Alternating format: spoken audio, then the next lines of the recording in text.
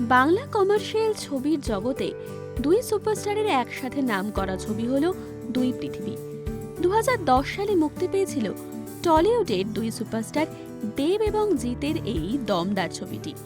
সেই সময় দর্শকদের মধ্যে দারুণ উত্তেজনা ছড়ায় ছবিটি ঘিরে, কিন্তু তারপর আর দেবজিৎকে এক ফ্রেমে পাননি বাংলার দর্শকরা। তবে কি তারা আর কখনো একসাথে অভিনয় করবেন না? এবার সেই প্রসঙ্গে কথা বললেন দেব। একটি সাক্ষাৎকারে দেব জানান, এটা সম্পূর্ণ নির্ভর করছে কে কি বিষয়ে প্রস্তাব আনবে। আমি আগেও জিদ্দার কাছে গিয়েছি প্রস্তাব নিয়ে, কিন্তু কাজ করা হয়নি।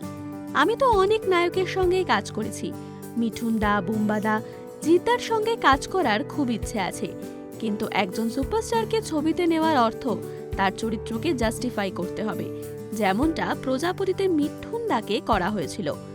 এরপর দেব এই বিষয়ে বলেন, জিদ্দার কাছে কোনো বিষয় থাকলে উনি আমায় নির্দ্বিধায় জানাতে পারেন, আমিও সেটা করব। বিষয়টা তাই খোলাই থাকলো। সদ্যই মুক্তি পেয়েছে দেব অভিনীত ছবি প্রধান।